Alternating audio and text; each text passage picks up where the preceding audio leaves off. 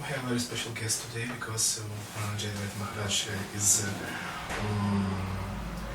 unique devotee for us because he is the disciple of Srila Prabhupada. He has done a lot of useful things to serve His Divine Grace, and he mercifully agreed to answer some questions.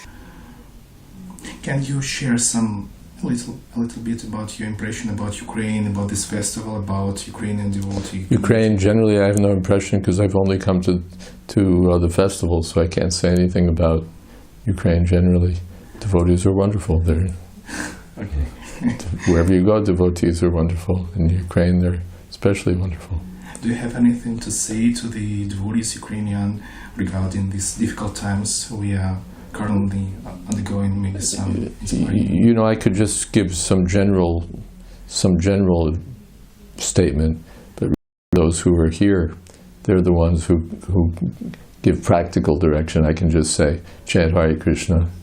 And that's not just, but in any circumstance, we chant Hare Krishna, we depend on Krishna.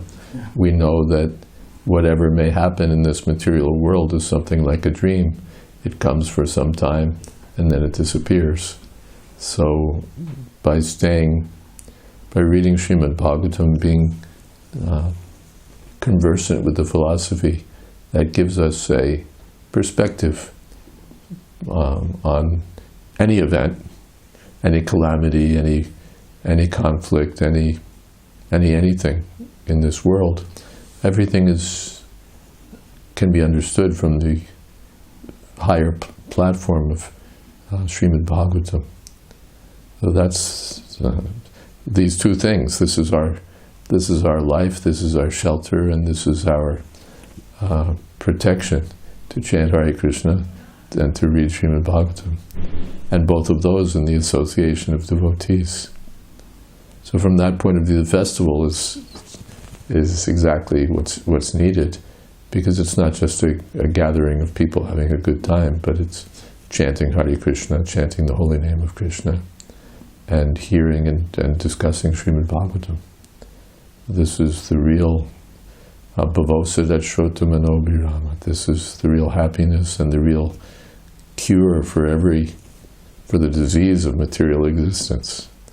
We're in the material world, there's always going to be a smaller or greater calamity. So sometimes they're smaller, now it's greater. But in any case, we have to see from the platform of Bhagavatam. Then, dhirastacha namuyati, we won't be bewildered. Thank you. You reside in US, in New York. In New York, you reside right now, yeah? No, I come and go. Every place, come and go. Every place.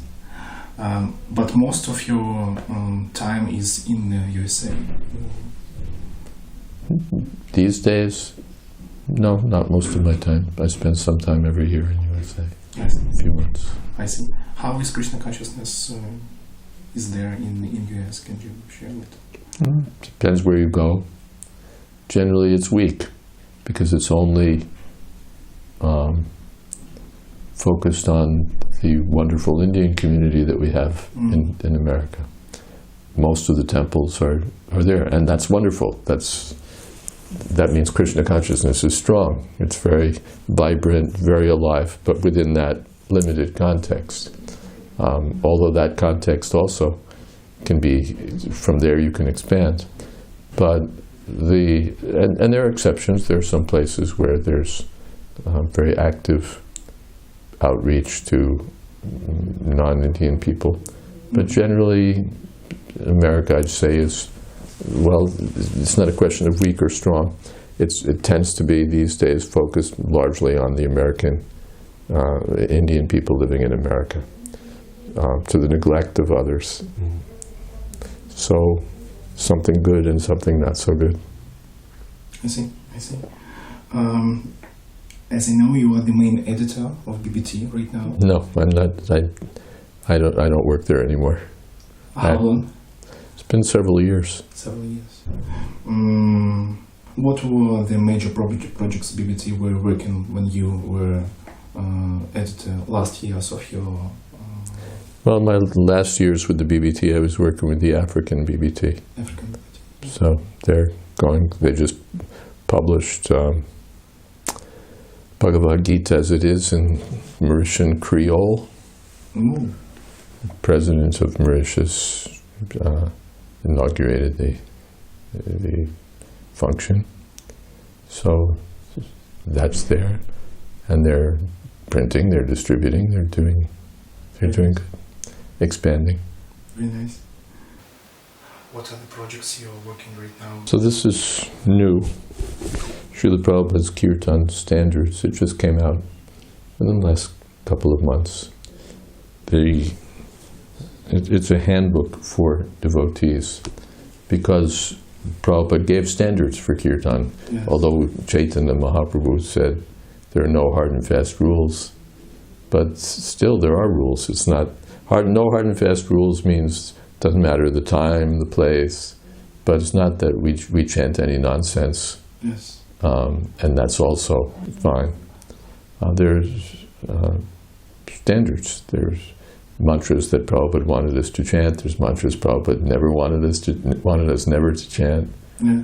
There's ways to do Kirtan that Prabhupada approved and encouraged. There are ways of doing Kirtan that Prabhupada just stopped.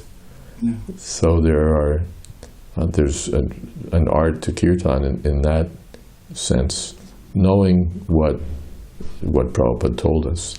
Before it gets forgotten or lost, so many things get just forgotten, and after a while, they're gone. Because you get new devotees who learn something, yes. were taught something that Prabhupada never taught, or who were never taught the things that Prabhupada taught. And so then things gradually deteriorate.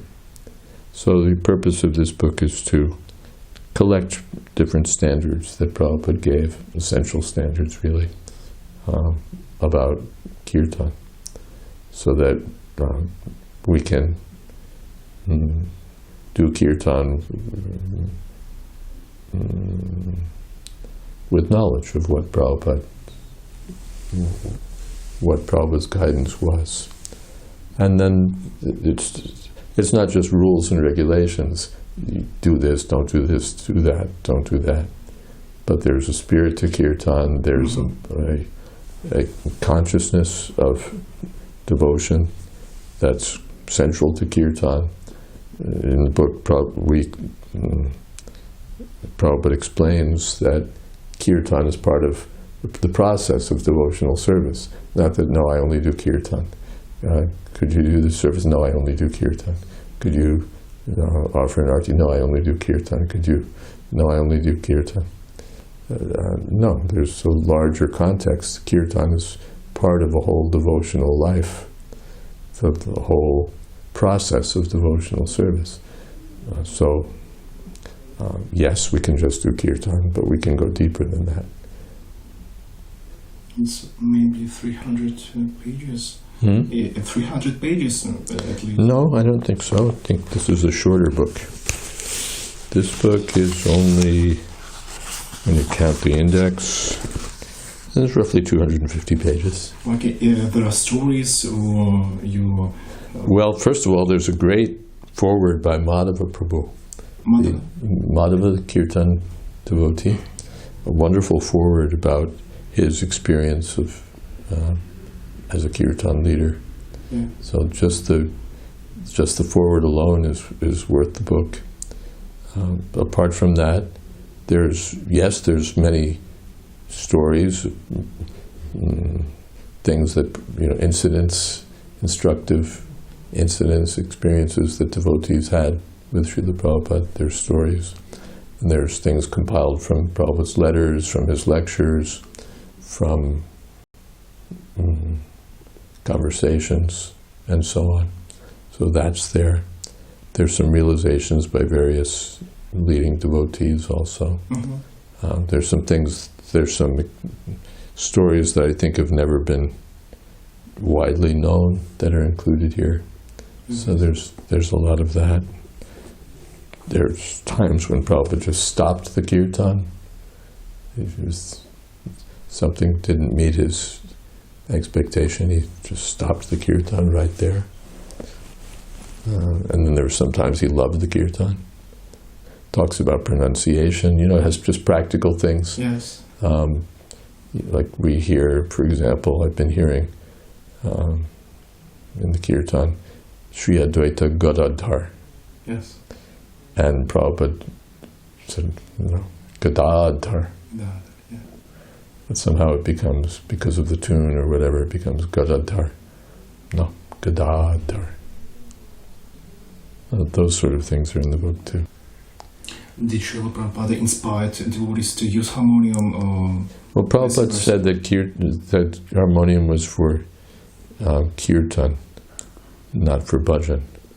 But then, of course, it becomes a question of what's kirtan and what's bhajan. So I won't say very much about harmonium here in Ukraine. I'll let your leaders guide you about that. Okay. Maybe you can tell a few words about another your book, really interesting, Vanity Karma. Vanity Karma, yeah.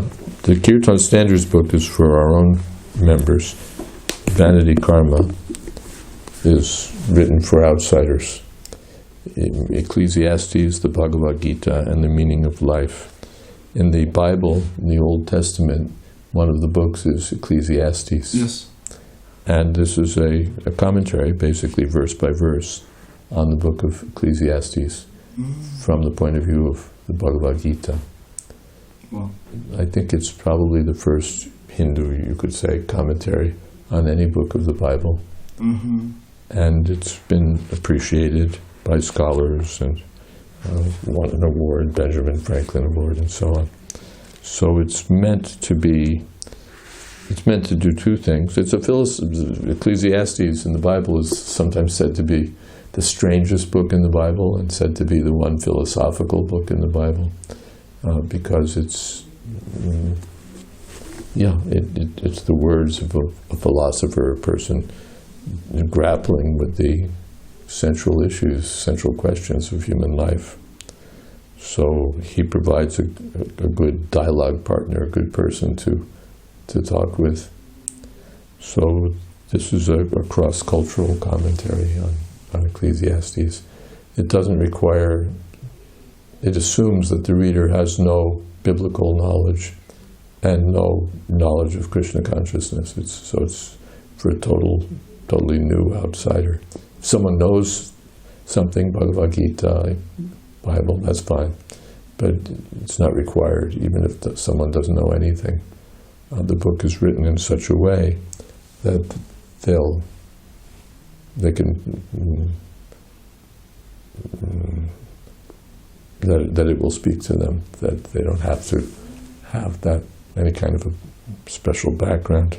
And it's written in simple English. It's not complicated academic writing. It's meant for an ordinary reader, like a high school student or college undergraduate. In a very friendly form, it's written as I saw.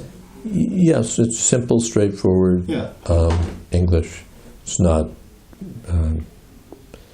technical book. So it's really meant for reaching out, for spreading Krishna consciousness to intelligent people, intelligent readers who have these questions. It's a book. That's basically my assumption about the reader. He may or may not know anything about the Bible, or about Bhagavad Gita, but he's intelligent. Mm-hmm. Sometimes it's said that you write for the intelligent ignoramus, and ignoramus is a person who doesn't know anything about your subject, but he's intelligent. So the book is written for the intelligent ignoramus. The person doesn't know anything about Krishna, doesn't know anything about the Bible, but he's intelligent. So if you explain things, he'll say, oh. So that's how the book is conceived. It's meant as a tool for our reaching out to people, especially, of course, Christians and Jews have a natural connection to the book because it's a commentary on their book. And it doesn't try to say our book is better than your book. It tries to enter into a proper discussion. So what can I learn from this? Why the name of the book? Vanity Karma. Vanity Karma. It's not the greatest title. I think it's a little bit opaque, but vanity is the opening word of Ecclesiastes. Vanity means, today it's often taken to mean pride and so on, yes. But in the context of Ecclesiastes it means uselessness. Yes. So the opening shot, the opening premise of Ecclesiastes is that life is useless, that it's meaningless, that there's no purpose. Yeah. A sage is lamenting that life doesn't seem to have any sense to it, any purpose, any meaning. So that's a good topic for us to speak about. That's the real topic for human life. How does life make any sense? How does life have any meaning? So there are so many biblical books that are about laws and history and religious topics, but this book deals with questions like that.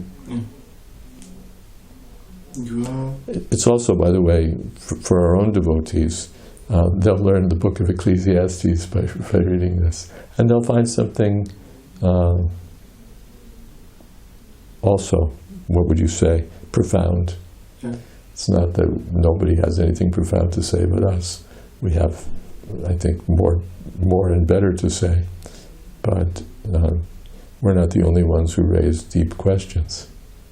So devotees who read this book will get, at the end, a reader, whoever they may be, will know something about Bhagavad Gita and something about Ecclesiastes. So it's interesting from that point of view. That's very nice.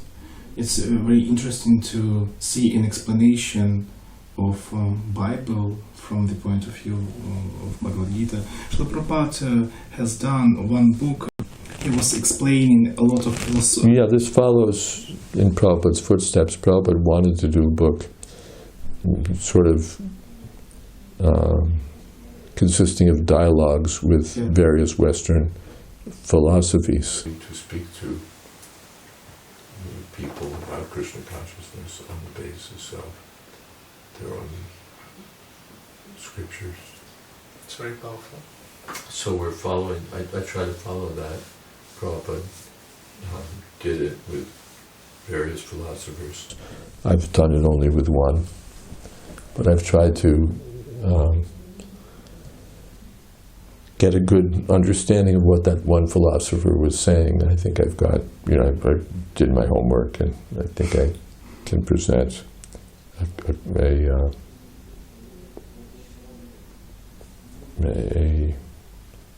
do justice to what that philosopher is saying, and then speak to his questions, to his ideas from the point of view of Krishna consciousness.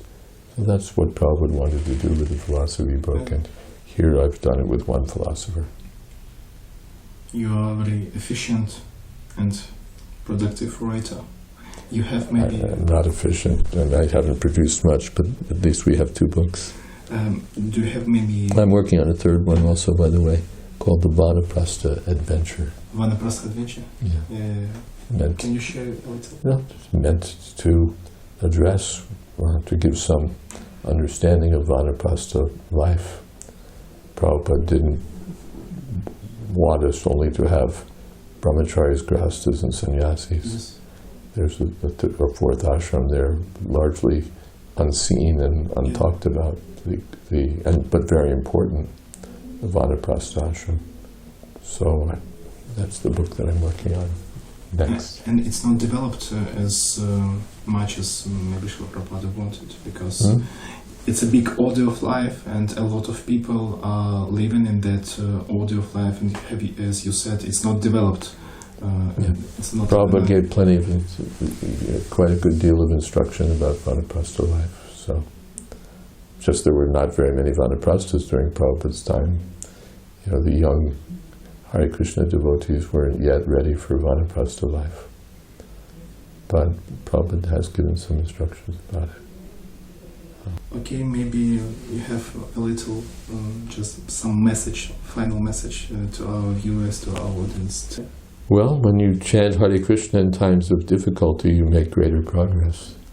When you serve Krishna in times of difficulty, then you make greater progress. It's a time to hold tight to the lotus feet of Krishna, to chant the holy name of Krishna, taking shelter with great sincerity.